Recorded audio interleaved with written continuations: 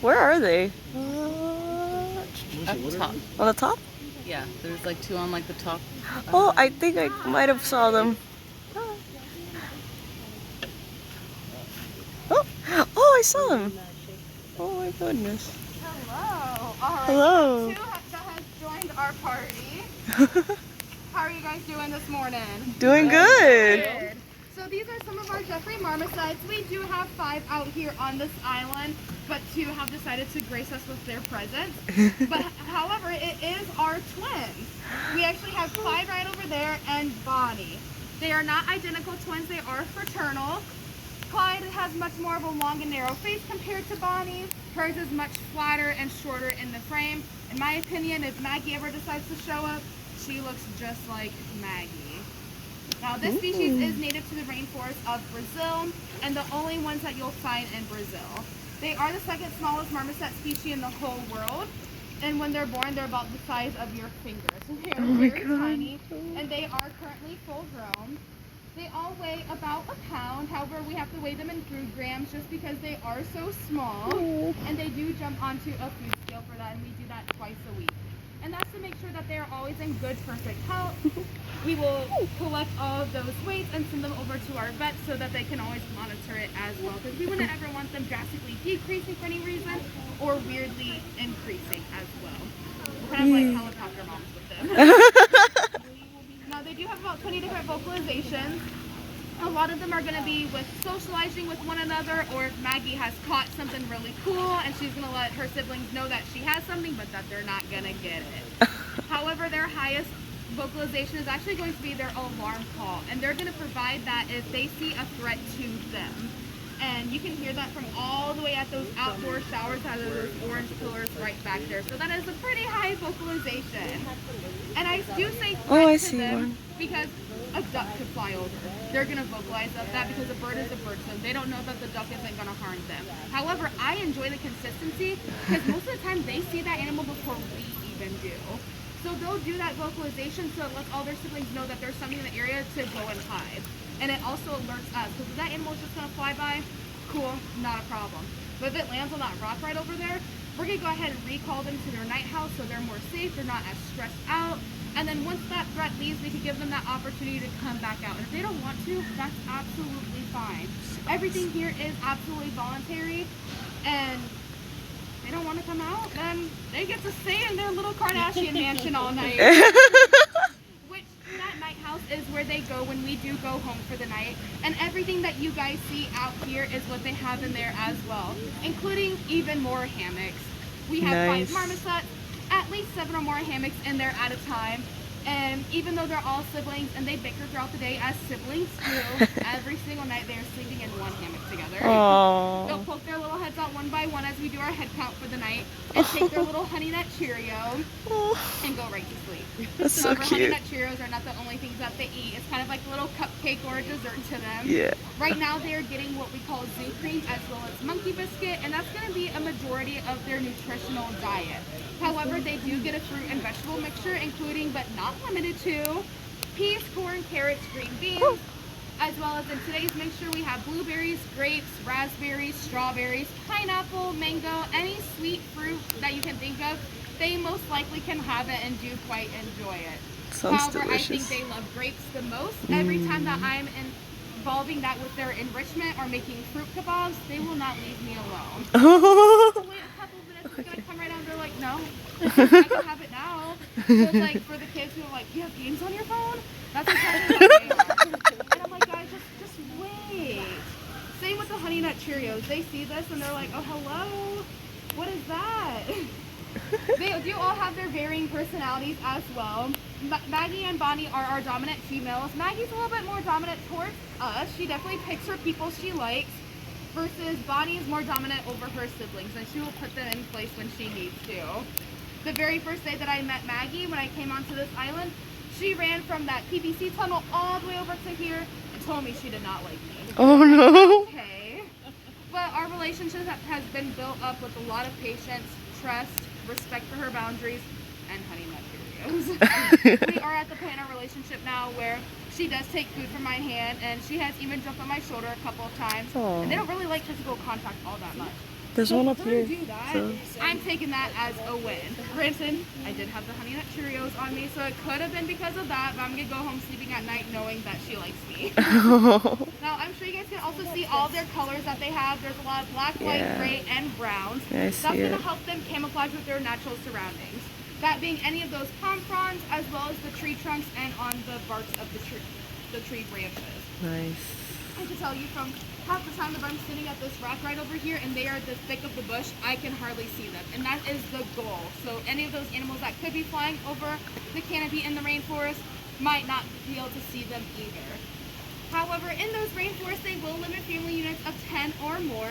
And I'm sure for those of you who have kids, you heard the saying, it takes a village. Well, it definitely does with these guys as well. All the family members are going to help take care of the young offspring, so when mom and dad have to go and hunt for their own food, they will go ahead and come back and give their offspring to one of their family members, go and hunt for that food, come back and feed everyone. So they all take care of each other quite well. And their gestation period is only about 4.5 months, so it is fairly short, at least compared to humans. So it must be nice to be a marmoset. They commonly can have twins as well. Bonnie and Clyde are ours, and they are 11 years old. Oh, wow. In the rainforest, they can actually live up to average 10 years old. However, here in human care, it could be even longer than that, and our oldest is 13, which is Maggie. And when she turned 13, she let us know. It was her birthday. She was very spicy that day. And then our second oldest is Quizno, who will be turning 13 on Halloween. Ooh. And then we have following Reggie, who just turned 12 this year. And then Bonnie and Clyde are the youngest at 11, turning 12 on October 11th. But do you guys have any questions for me that I can answer for you guys about them? How do you tell them apart? Some of the easiest ways that I can tell them apart is by their tail length.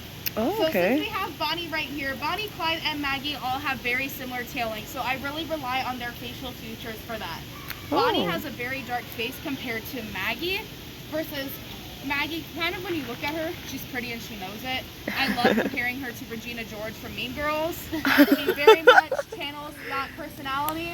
And Bonnie's kind of like a Gretchen Wieners, but she can be a little spicy too. Oh my goodness. Reggie has the shortest tail amongst everyone and the darkest face amongst everyone. Hey. Quizno has the second shortest tail, and his eyes are also the furthest apart from each other. I compare him to Dopey from the Snow White and the Seven Dwarfs. Aww. And like I said, Clyde has that long, narrow face. No one else has that. Maggie's face is very flat as well, but it's very light in color. And she has very golden eyes versus everyone else is more on the dark scale as well. But their coloration is the same across all boards. For this species, it doesn't matter if you're a male or female, you're going to have the same coloration versus ducks, for example. The males have very flamboyant coloring versus the females are a little bit more diluted. Yeah. Well, that was a really good question. So, because they're an older group, could you introduce like younger to sort of maintain your group? I'm not sure, because honestly, they've known each other for such a long time. It could go either way. It could go absolutely amazing, and they automatically accept that marmoset, or it could go bad, and because they are such a tight-knit group, they might not accept them. So we wouldn't ever want to stress out either parties, because that would be pretty unfavorable for the new marmosets that we were introducing, since they have been kind of sleepy time right now. Sleepy time. Oh. Any other questions? No, it's so You guys cute. have a great rest You of your too. have been But more importantly, this is our family unit of otters. And once again, feel free to look at them. I'll just be a floating voice in the background. Right now on Habitat, we have mom, dad, and their 2 offspring. Their 2 offspring will be turning 2 years old this coming October. Named are Emmy and Banks, of course, named after Hocus Pocus and the characters. We do have 2 different social groups of otters that live here. So back behind the scenes right now, we have a sibling group of 3. My plan, my hope is at my 1:45 session to do a social swap. So if you swim by later on at the end of the day, I'll have my other group out here. I say hopefully because the otters at the end of the day have the final say in how my day is going to go. They're my boss. And if they don't want to do something, they're not going to do it. That's okay. So I'll kind of work around them and their schedule. But the 2 social groups, why are they not in the same space? Well, they are at different points in their life. They have their own family or their own sibling group, and they can no longer be in the same space without aggression happening. So we do not want anybody to be uncomfortable in their living space. So they occupy the two spaces. Are they Now like they all the way are in the back? used to each other's smells. This is something that the smells don't bother them. So when I do my social swap, I don't have to do as detailed of the clean as I did this morning because they are familiar with each other. They are so familiar. Our mom of our family unit up here is the sibling to the sibling group that we have in the back. Those are her brothers and sisters back there. The others, they get to a point where sometimes they just kick out family members. Sometimes it's a slow burn, other times it happens overnight. They just decide they no longer want that sibling there anymore. So they have a lot of dynamics in their group. Oh my god. Now for our family units, I will be doing a feeding session. I will be up above in the rock work, throwing them their diet items. We are still working on doing more free contact work with them, but the kids are still a little kids. They are a little all over the place. We are working with their station training because going in the same habitat with an otter, there's always a risk. These guys are not domesticated in any way. They are otters, even though they are born and raised in a zoological facility. Those teeth are not to be messed with. So we want to make sure whenever we do a training session with more free contact that we have the otter's undivided attention. And sometimes it's a little bit difficult when you're trying to get two kids to pay attention, so we're working with strict station training. He is so much bigger than They look so big. Oh my, there's Hank. Bless him. He's Oh. he's that's Dad. That's Big Daddy. Oh. He gained a little bit of significant weight while Mari was pregnant, and we're still working that all off, which is why it's so important. They all have their own bins of food, and they are supposed to get what's in there, and so that way they're not getting too much fatty fish or anything outside of what the vets would recommend. We do get weights on them once a week, so even though he's a little bit bigger, he's still doing really well. He's still a very healthy, solid otter. It's just a little bit noticeable. So, real quick, while Yeah. we were over at Marmosets, Yes. we had talked that if maybe another Marmoset were to be introduced, there would be SSP, other facilities telling us how successful it was, and there'd be howdies and a very slow transition. And I told them, I said that won't happen with these guys because of the fact that once they're out and moved away from the group, we can no longer reintroduce otters. Yep. So I didn't know if you maybe wanted to go a little bit more into detail, like even saying taking Mari out, like maybe take two.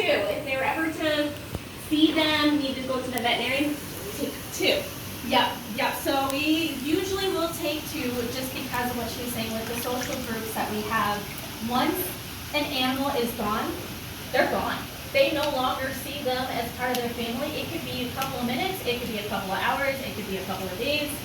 They're dead to them at that point. Wow. So we wouldn't want to reintroduce a animal that has been taken away. Now this is the case for otters as well as a few species of primates. Thankfully it's not the same for the marmosets, but each species is going to be slightly different, and we can take that in consideration in how we care for those animals and what enrichment we give for those animals. We always want it to be species specific.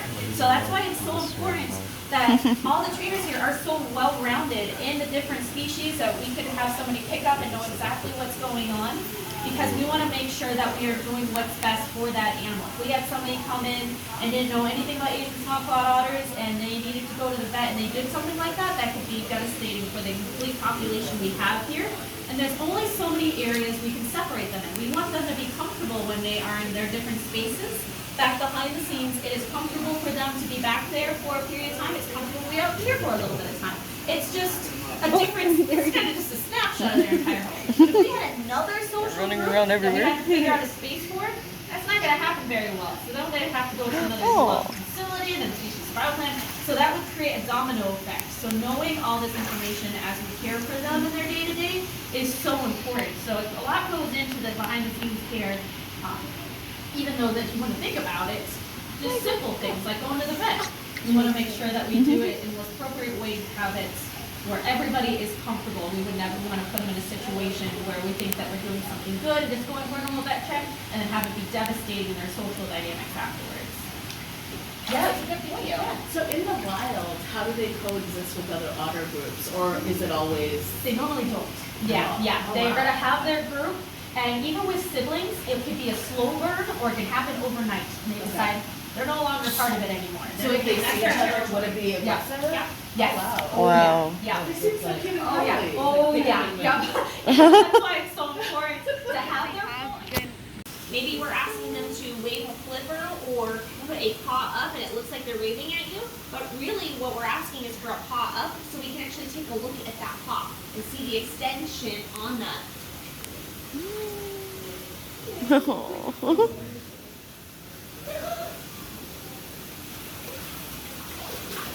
He's over there. I saw her. Whoa, guys, it's really hard to be. Look. Did you not see it? He's so little. You can say Leslie. He's happy to meet you last month. I guess I was talking to you.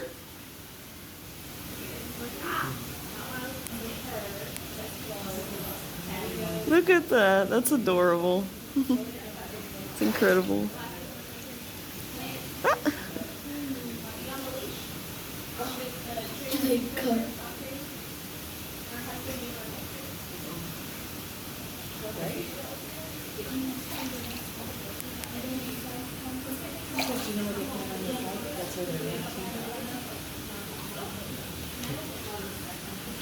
I have like You do.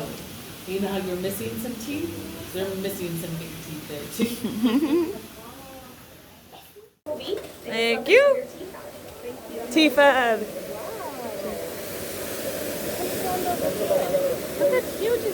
This place is big and it's enormous.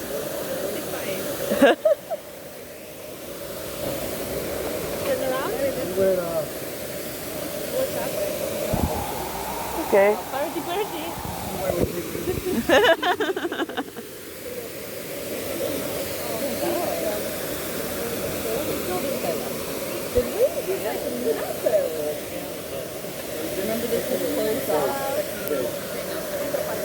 Alright, so if you guys look across the way, you'll see tops. You'll see a couple birds on top. Those are the Inca terns. This is their nesting area. We have recently had an Inca tern baby. It sort of looks like that, but very fluffy and very upward. Aww. They eat fish. We actually have silver sides that we feed them. I'll show you all of that when we go behind the scenes. But they do eat fish, while other birds here will eat the pellets and the fruits and vegetables that we provide. There are other birds here that will eat like meat. So, Yeah.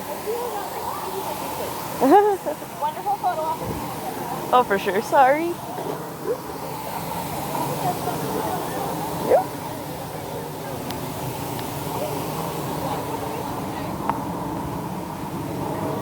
Everyone, just be aware of what's above you. If something happens, I hear it's good luck. Oh no! Oh my goodness. This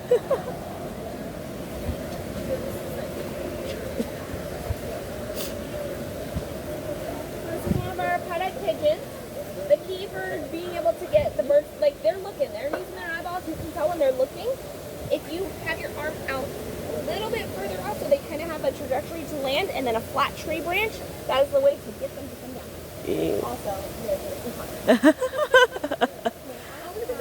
Oh my goodness. 8, 9. 9 cups. Yeah, you guys feel free to take one. I'll take this one. Thank you. Thank you. Very much. Yummy. Where'd it go? Fresh.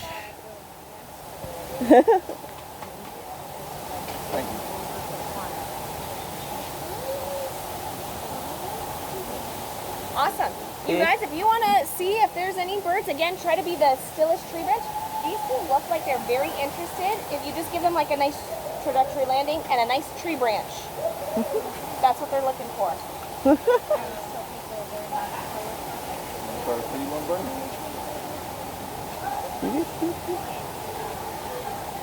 Epa.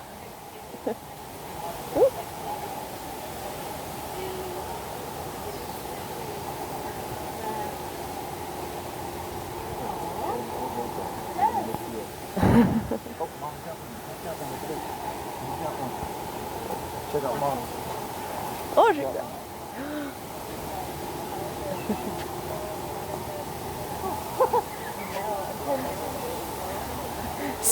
It's like a waiting game.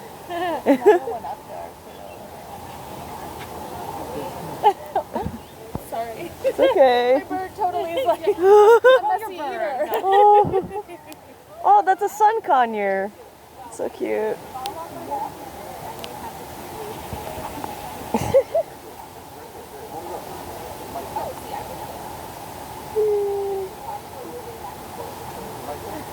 He's just there. So cute.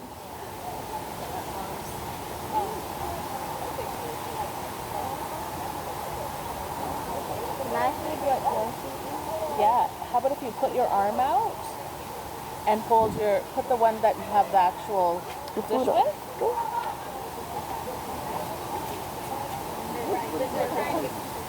Okay, put your dish out like that with your, Oh, like a branch.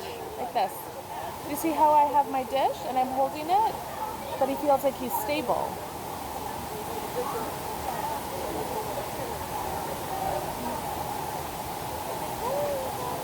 You like this? Maybe he'll jump over. No? No? Anything there. I'm a little bit scared. Des, look, he has a bigger one. Look, Oh! which one's that one?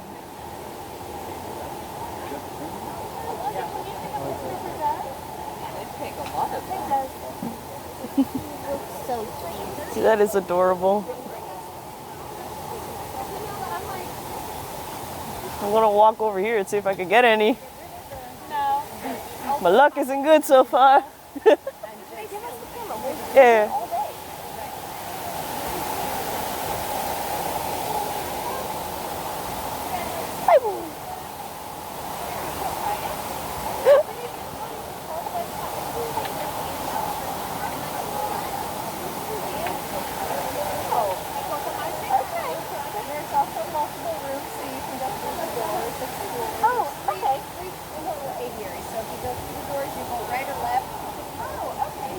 He's making you work on vacation for There's a sun conure over there.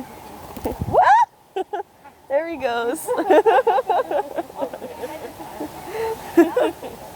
He's like flew over. Where's The other one flew, so it scared the other bird. Oh no. That happens with birds. Yeah. That's because they can move really quickly.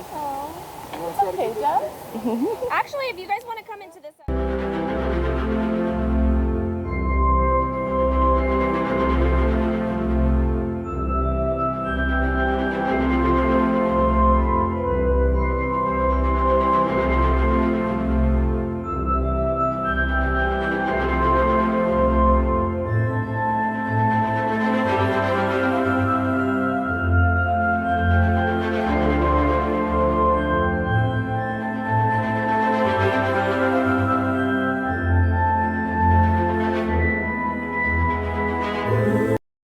Okay, that is much better. Look,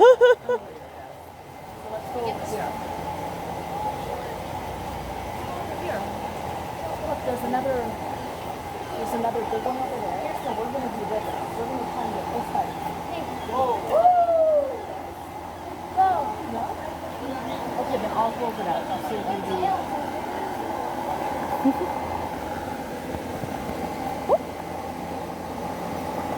Where is he at? Put your hand up. I want to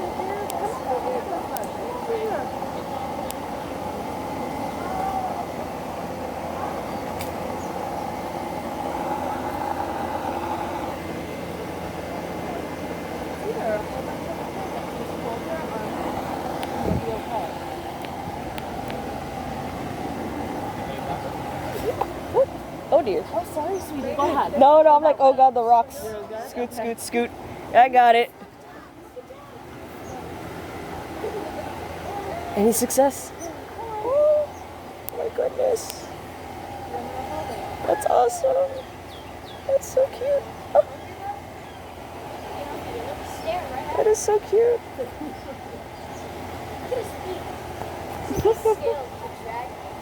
What if I try to get this guy? The little one over here? Hi, buddy. Oh my goodness. Hi.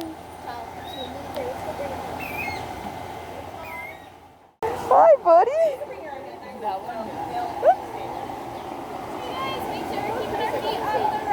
Oh, sorry. sorry about that. Oh dear. So if you get set back down onto the path, please, thank you. With this little guy. Hey, you're putting mess on my hands. Go stand beside Monica, or do you want to watch him eat? Should I watch Will him come eat? out too? It looks like It's right there.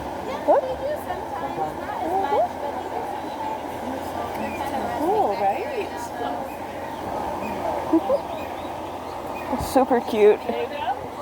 I don't know what birds these guys are. I've never seen them before. I think so. there's one on your Look on your shoulder. Oh yeah, there is one on your shoulder.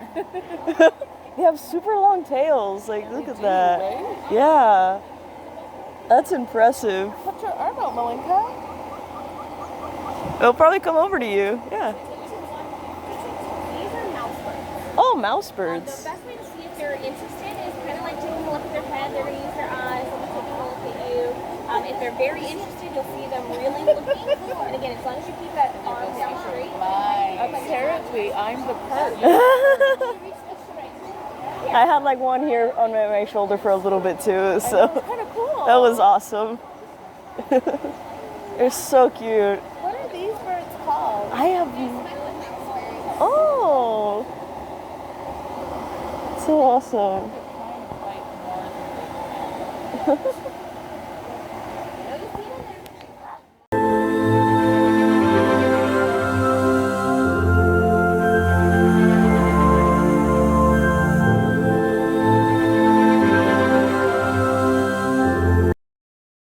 That makes you stay in the center. Oh my god. Yeah, we're going to do this all together, everyone. Yeah. You guys were the ones that were late, so even if you're the star, you can be the star. That's right. Hey, guys. I love it. Hey. I wanted to make her half moon right around this side. Welcome. I mean, she is pretty amazing. I don't want to be here. When we go for our family photos, I will steal your cameras Oh, perfect. and take photos, please. As Oh, well. oh my god. So this is your first animal at our animal trek area. This is Mila, and she is a two-toed sloth. Oh my god. Saying it already. Sloths do come in two varieties. There's two-toed and three-toed. It's really hard to tell the difference, but if you take a look at where she's holding on, her front limbs only have 2 long toes. Her back limbs have 3 long toes. So that's how we know she's a two-toed sloth. The good news is no matter what type of sloth you're looking at, they share a lot of the same characteristics. They're all native to the rainforest of Central and South America. And as you can tell, they're built to live in trees. The way that she's hanging right now, her arms and her toes are kind of acting like coat hangers. So they can completely support her weight without straining any muscle or making it too hard on her. Their digestive system is actually built to be in this position too. If Mila were to ever give birth, she'd even give birth in that position. So she could hang like this for hours or days without moving. Now obviously sloths do get that reputation of being very slow and lazy, but I always like to remind our guests that she is lazy by choice. Now it's true that she has a very slow metabolism. She only eats vegetation. So in her natural habitat, she's going to eat a lot of flowers, branches, leaves, maybe some fruit. But here with us, she will get a little bit of this leaf eater biscuit as well, which is basically all that plant material ground into a nice soft cookie border that gives her all of those different nutritious items that she needs. So she does have a slow metabolism since she doesn't get a lot of protein and carbs. But she also has no way to defend herself in the rainforest. So by being lazy or slow and sitting still, she'll make it harder for a predator to find her.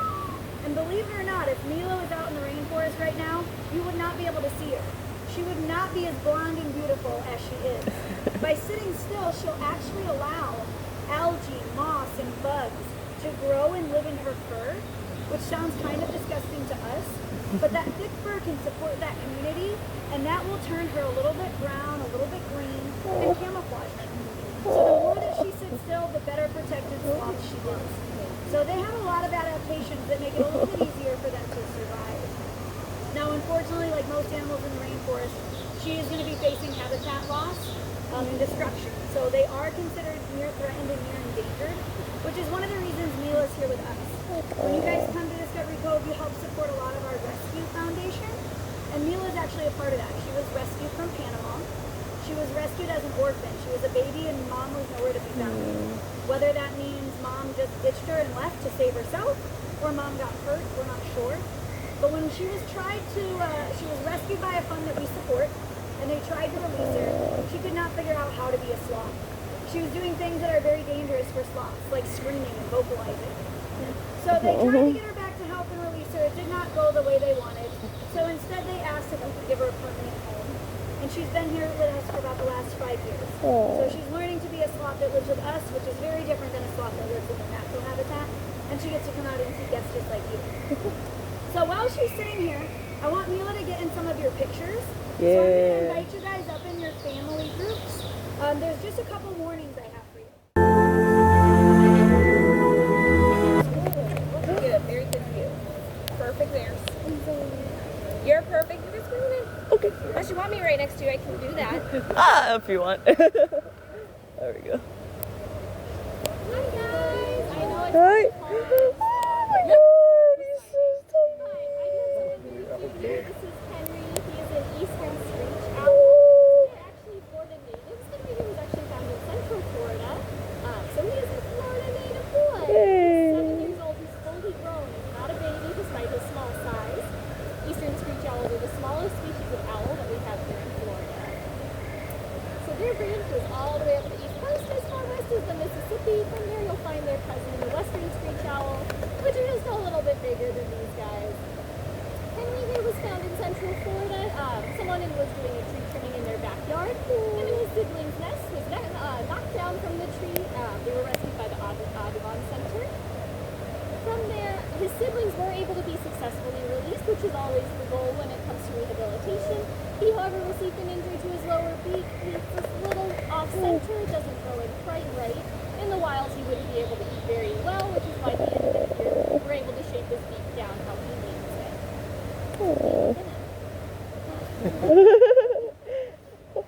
So Henry here in the wild, he would eat anything he could get his little hands on, such as small birds, small rodents, small mammals, small lizards.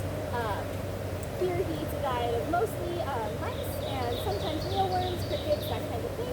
If a lizard crawls into his habitat, he could also rip them apart. That's up to him though. Oh my god. Has anyone seen an owl in person before, or is this anyone's first time? Yeah. Usually they're a little bigger. Usually for owls you would have to wear a big glove. Your first time? Awesome. How do you like it? He's very cute, right? He's so cute. Yeah. So usually for birds of prey you do have to wear equipment such as a glove.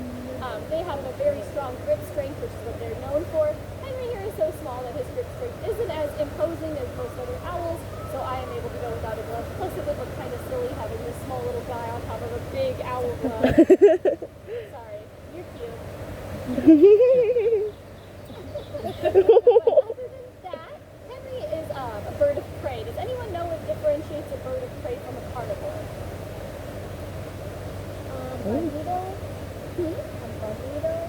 Almost.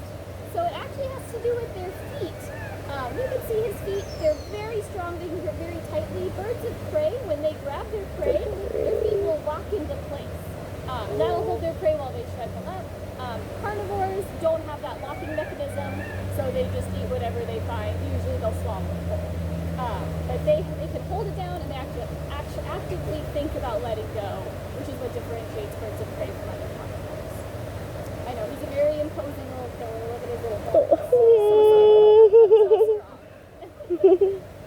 Owls are very well known for being silent killers. You cannot hear them when they fly. That is due to a variety of things. One of them is that most of their body weight is actually feathers. About 60% or more of their body weight is just fluff. There's a very skinny, scrawny little guy under here. Another factor is some of those feathers are specialized. He has little curved feathers that go all the way around his head.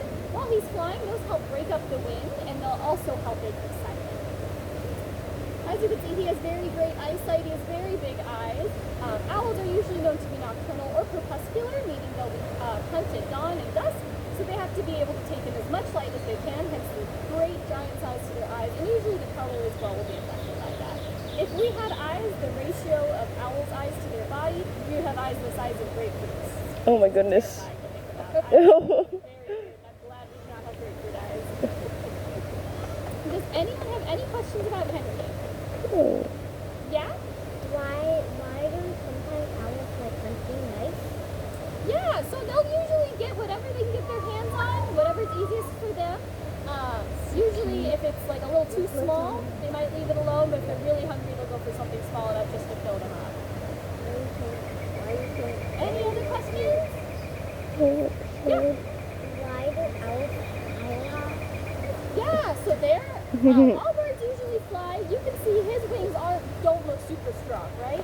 They're made for short-term flying. Other birds have stronger wings if they're migratory flyers. You'll see if you've seen our flamingos this morning, they have really strong black primary flight feathers, and those will help them fly longer distances and stay these little fuzzy guys. So the rodents bring up an important point. One of the most important things we can do to help owl populations at our own households is to make sure we don't use poison when trying to get rid of rodents. Poison can affect the rodents. Obviously, if they ingest it, they're usually a little bit slower as they're on their way out. The owls will see, oh, easy prey, they'll grab them and they can actually get secondhand poisoning from that.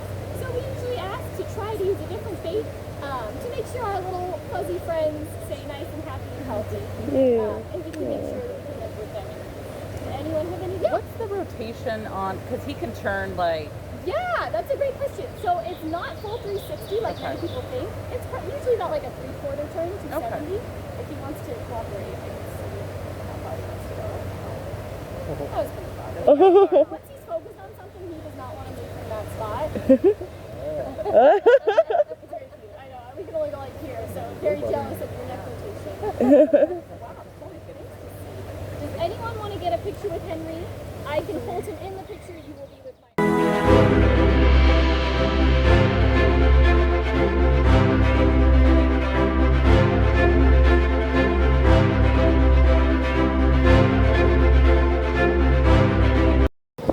It's okay.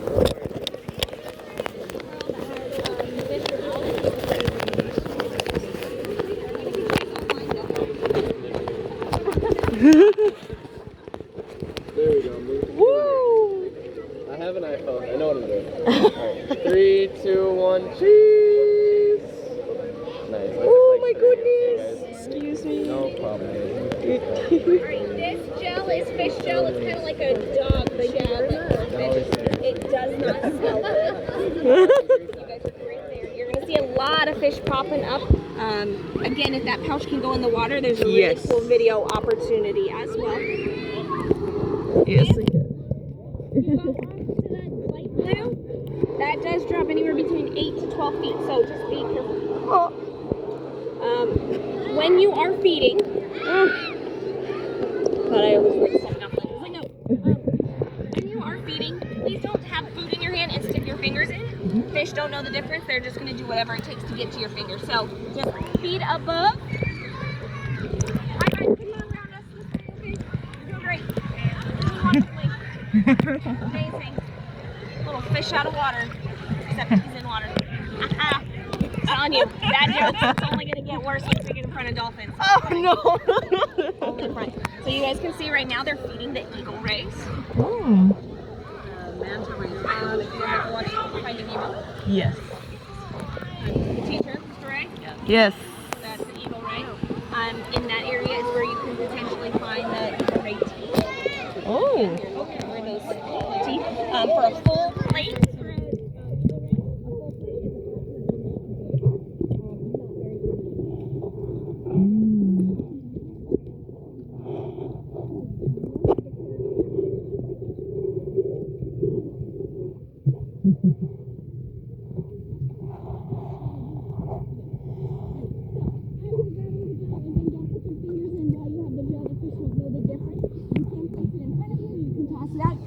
A lot of fish coming towards you. Don't worry, there is a whole lot. Oh my god, that feels so weird. When we make it, it's about the consistency of toothpaste, and then we'll freeze it. Absolutely. So again, just do me a favor when you're dropping it. Don't put your fingers in the water as well. Oh god, it feels like those edible gummies. Yeah. little softer. Yeah. Alrighty, watch. Here we go. Here we go.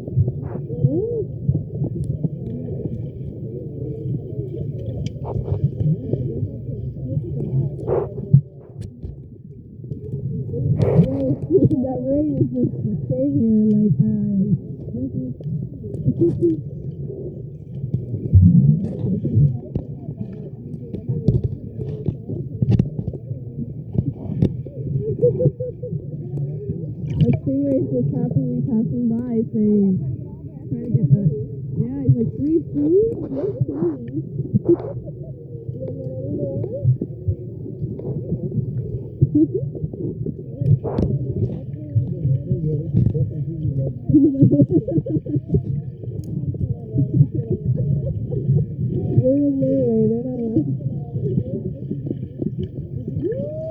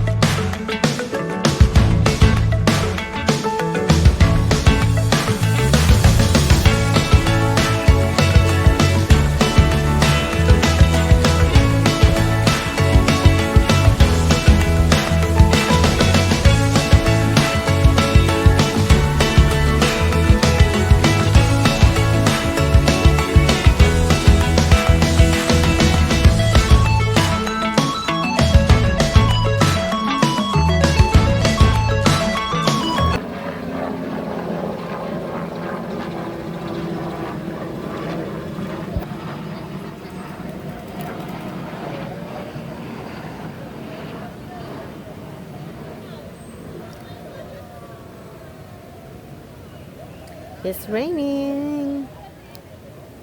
It's a raining day.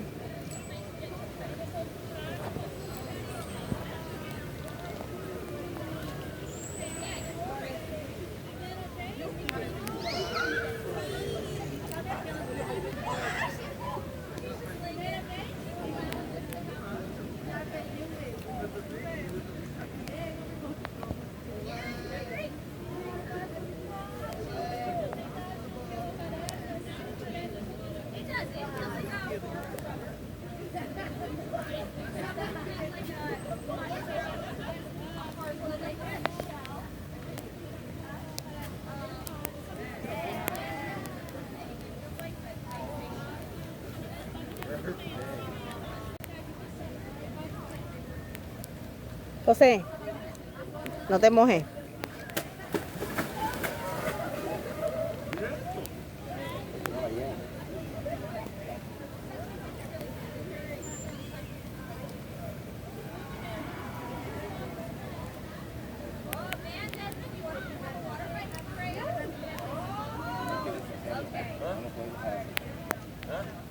Sí, no, deshace eso, deshace eso.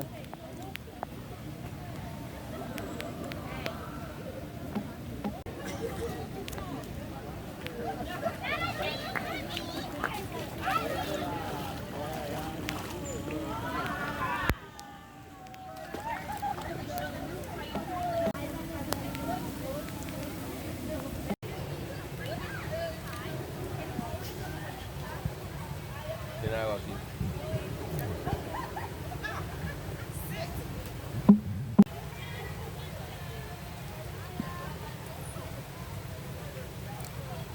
Eso es lo que tiene de comer. Ahí va Londres, mira. Al mismo lugar de...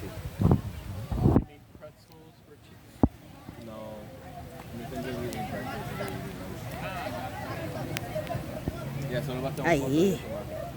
Ya se quedó pepe.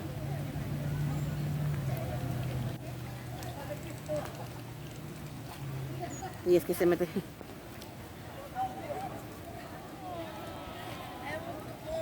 ¿Qué anormal?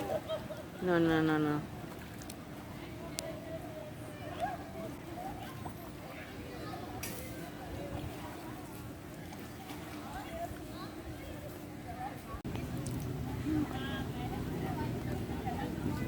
Es que no se mira.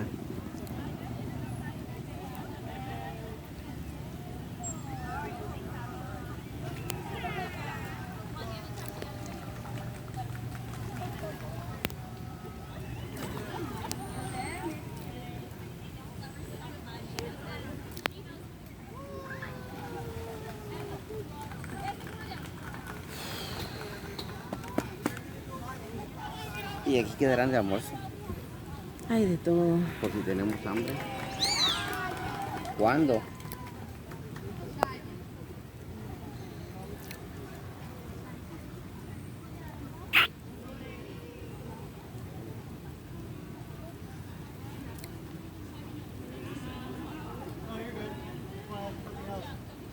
Estoy haciendo ejercicio aquí. ¿Qué? Ejercicio. Nada más. Caramba, así. Ser mucho tiempo para que los que están ahí metidos no se mojen mucho por la lluvia. Pues ya estamos José, abajo. yo creo que va a ser rápido para que ellos no se mojen. Yo también. Anormales que son. Males. Ay, ya yo lo entiendo. Anormal.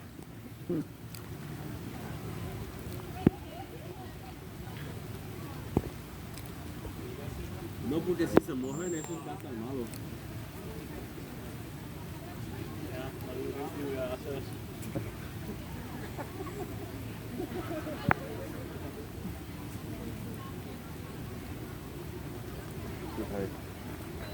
Ella tenía que haberle tocado aquí. Si le hubiera tocado aquí hubiera sido perfecto.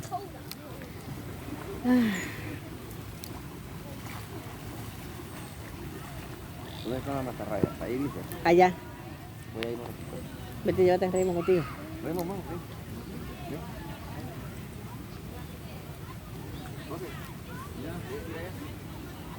Lo de las mantarrayas. ¿A nadar? Pero yo me voy a mojar. Dale.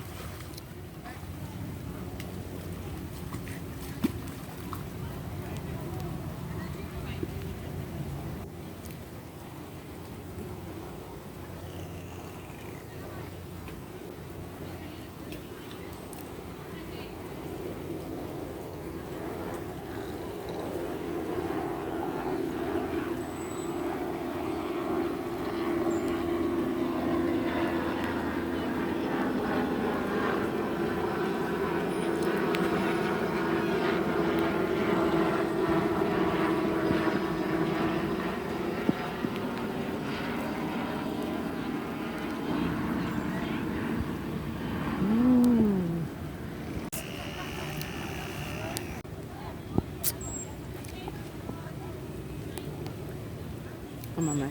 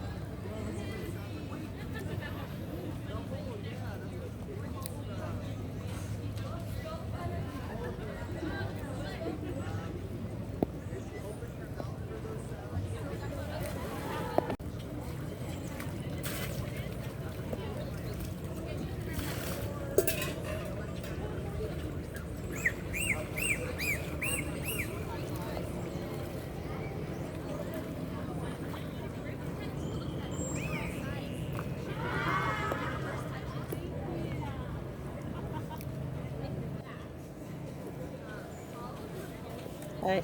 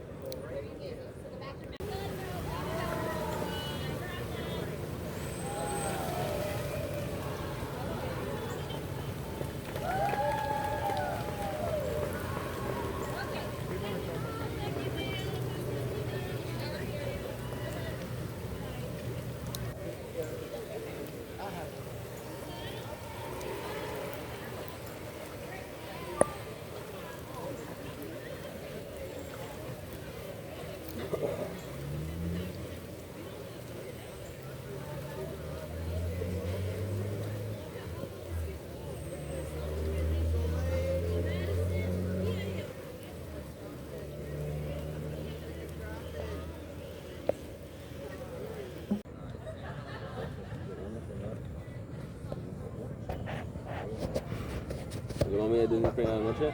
Sí, Sí, creo que lo hago para Cassandra.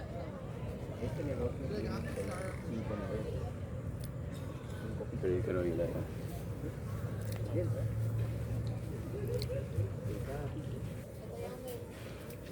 They're doing photos. Like the double dorsal. I just finished bellies. Okay. And then I did take a minute to do it.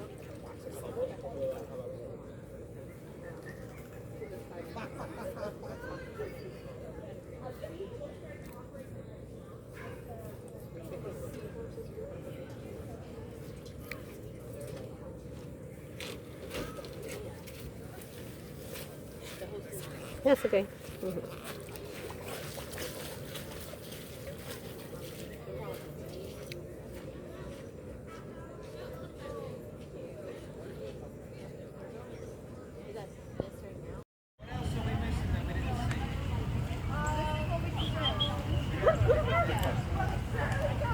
Ahí va Alondra, mírala, mírala. ¡Yeah! ¡Eh! ¡Alondra! Who? ¡Eso! Why are you riding a shark?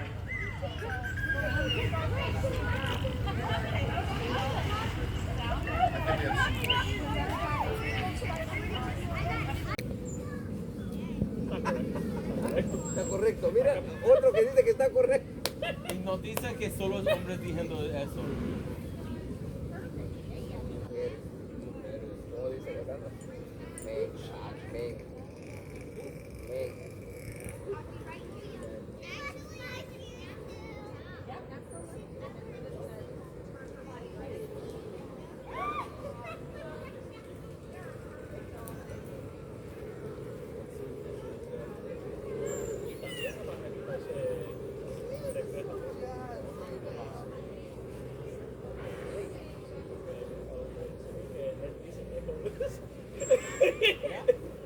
¿Crees lo mismo también?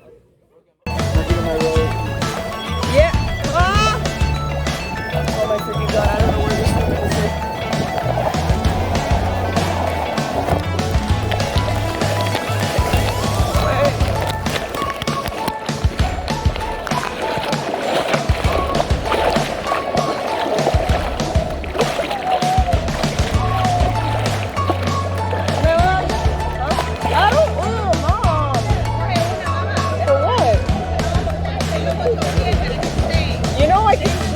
I can swim, right? Fine. I get it. Me lo tiraste en la cara. I know. He's just like, you know. Oh, like, what's not fair? What's like, look at what you.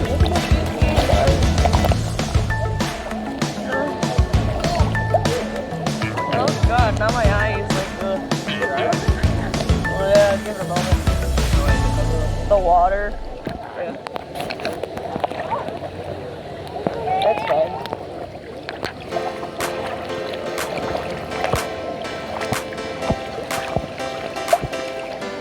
I mean, I've been fine without the floaties before, so I'm like, it's not the first time that they hit me. So, huh? Where are you going? Where, this way? Yeah, we're going inside the cave. Okay, y'all confused me now. That's pretty heavy. We just went the other direction. Yeah.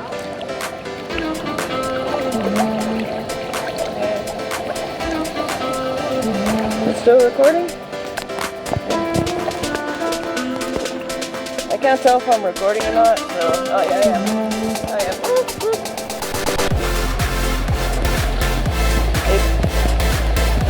Yeah. There we go. No, it's not as cold as the dolphin pool or the reef. Yeah. Well, not, yeah, but also the temperature's like made for them. Yeah. No, it's not even the salinity. It's just more of like colder water sometimes. Oh no, I'm just being more factual. they behind us? They are. Eventually.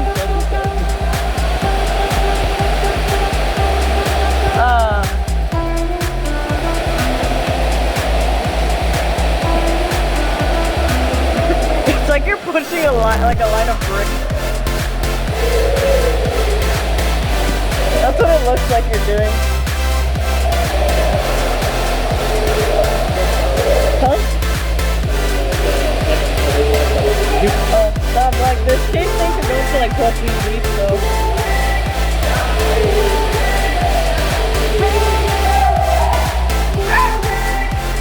What? You want from me? No, I'm done, I've been doing that all day.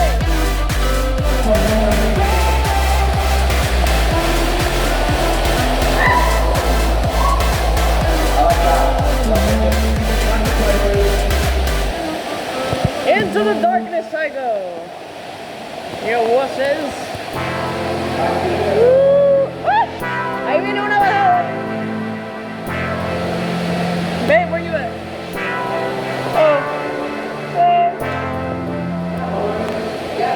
No, todavía no.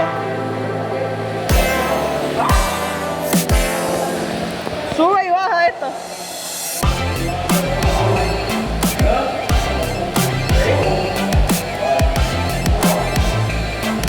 Y'all are weird. Y'all are weird. Hold on. Y'all are. Huh? Not my problem if you need anything behind.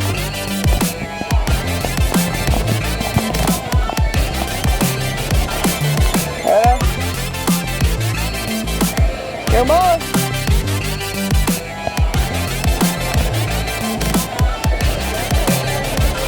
Nice. All right. Unwhitified?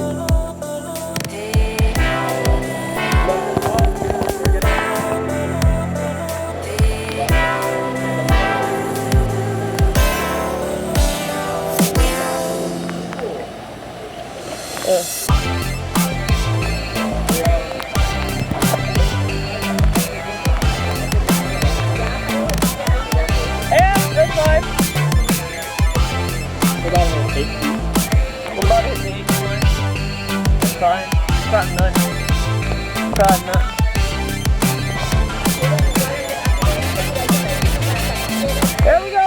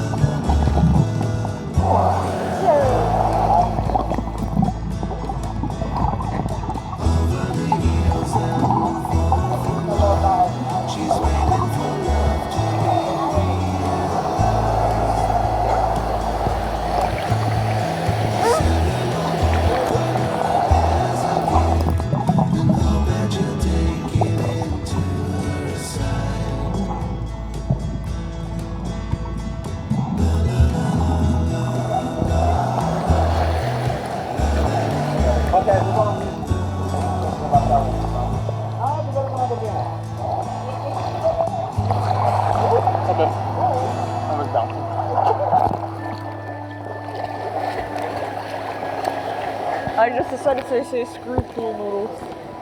I don't know. My hair stuck in that pool. It's not that hard to swim. The only problem is for these times there's a bunch of people that couldn't even swim. Sí, porque están babies. Hay babies adentro. Oh, thank you. Sí, que hay otra bajada de otros días corriendo.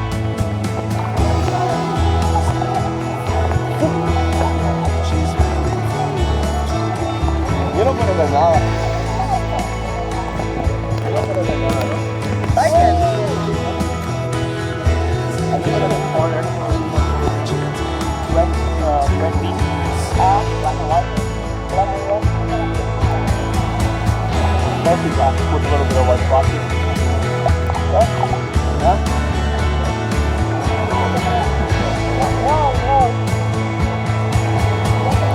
There's more of them.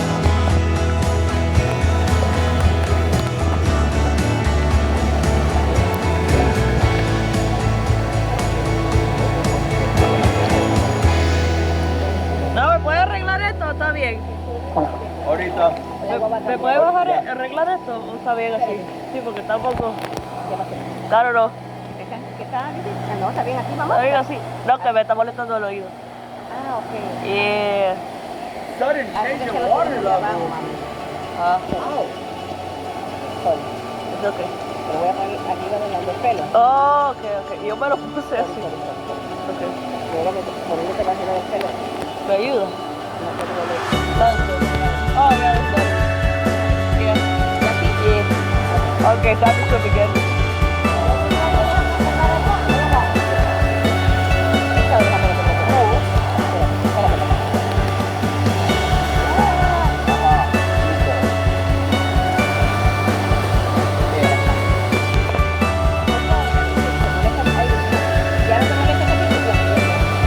Mira, pero tienes agua en el, ahí en esto. Bótale el agua. Yeah.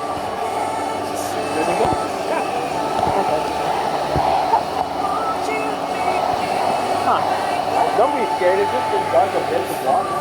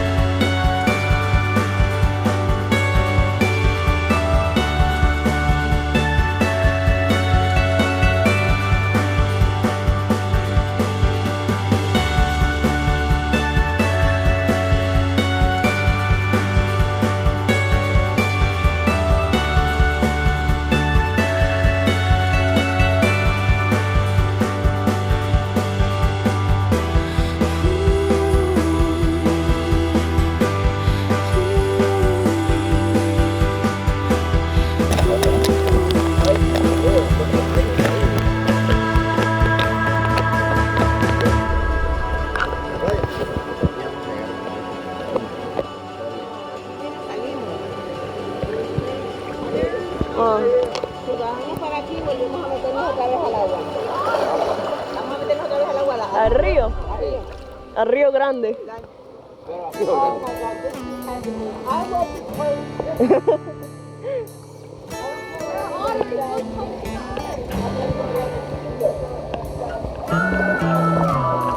Oh, we're mom. There's mom at, okay.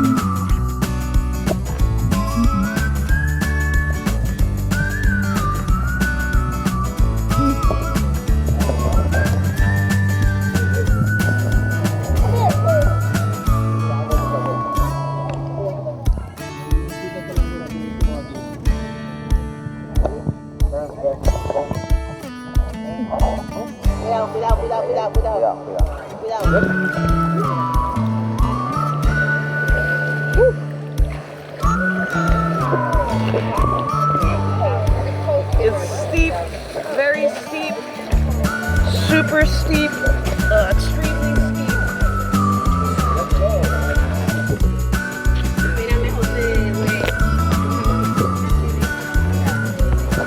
Making sure that you're recording, bro.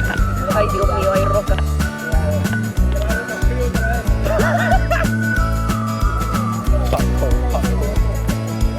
You're hot in here. Oh, you're hot.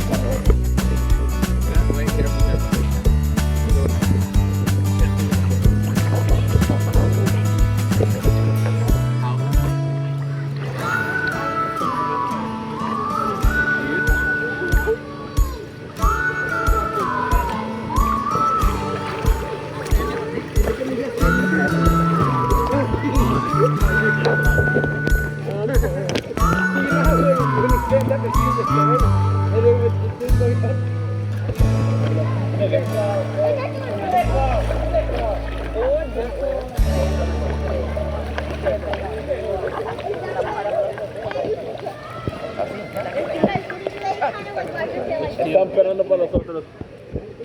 It's not too bad. It's not too bad.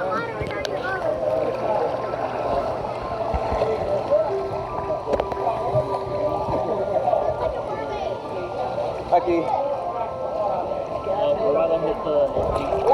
Right here. Right here.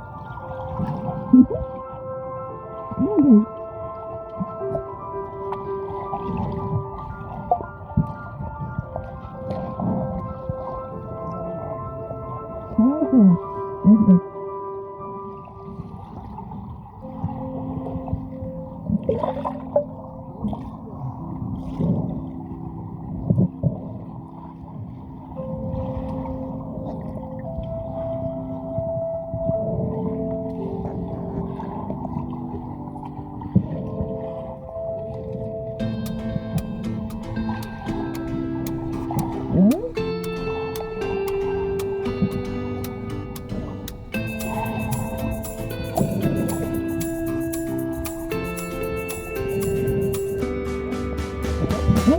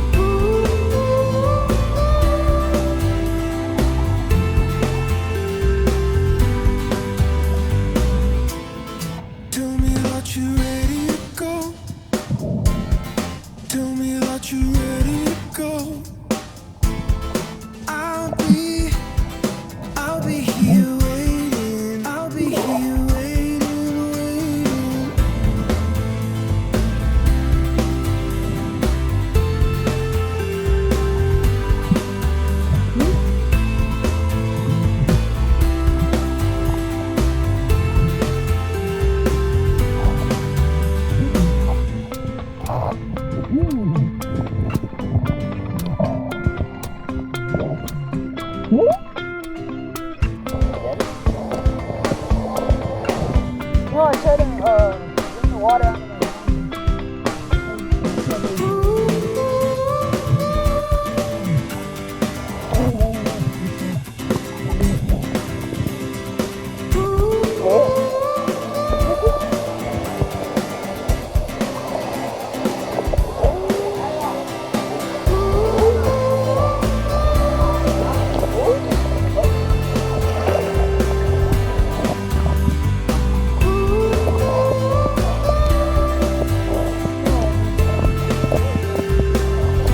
out of it.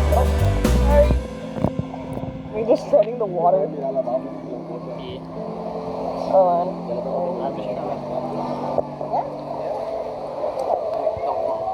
Está el reef y están los pájaros.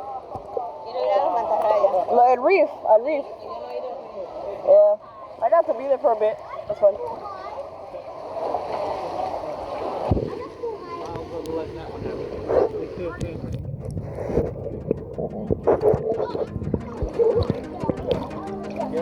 Oh, okay.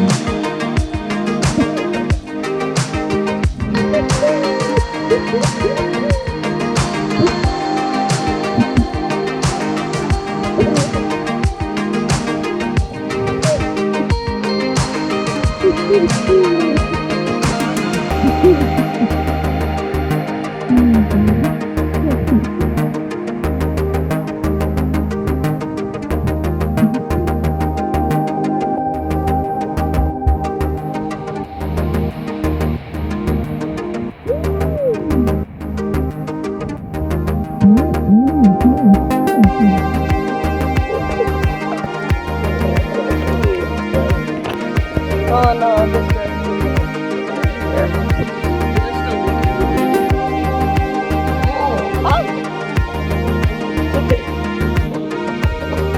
Where's Bob and Marley?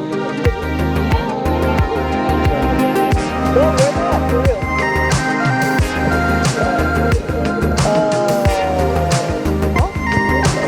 Oh, they're ahead? Okay.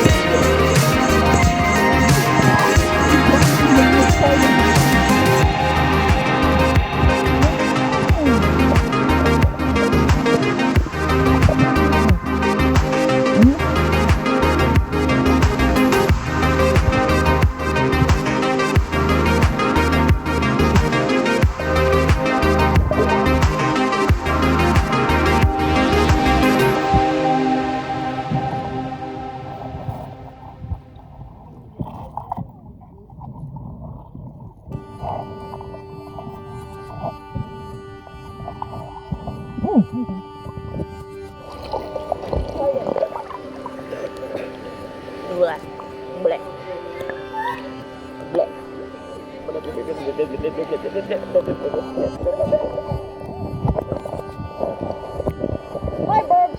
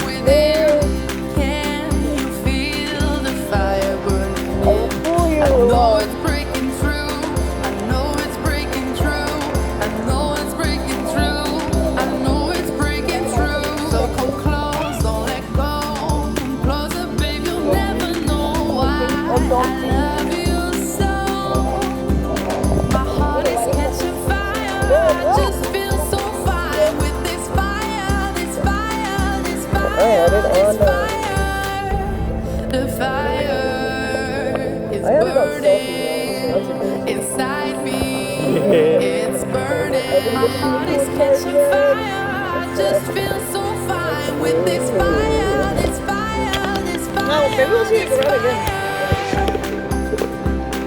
That's good.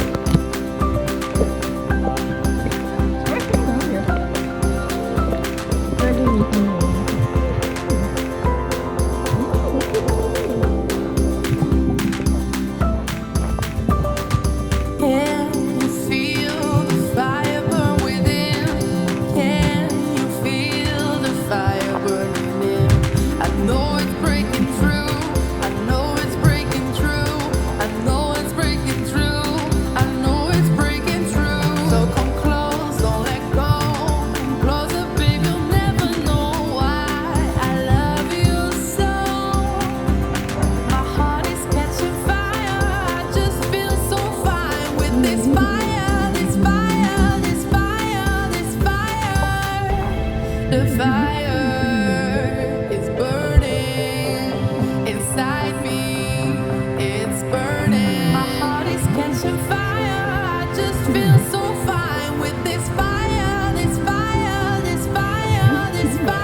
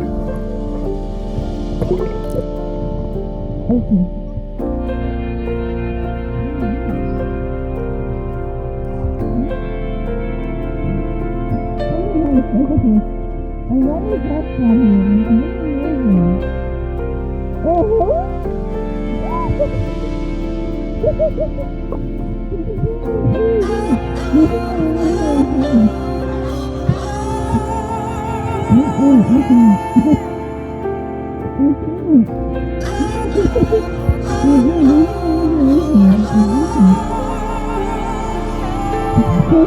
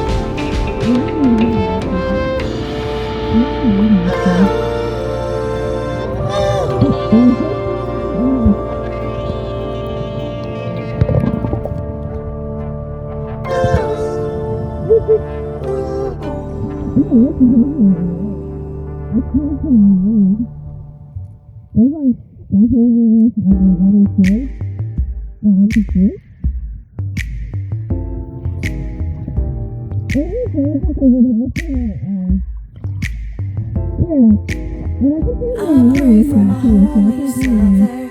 Please God, give them strength. Please God.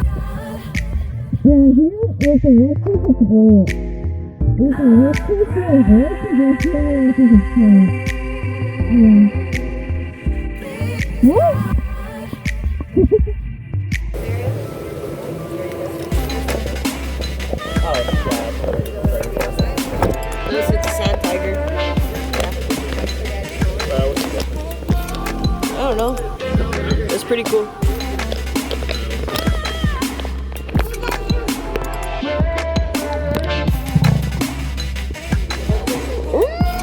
I don't think so.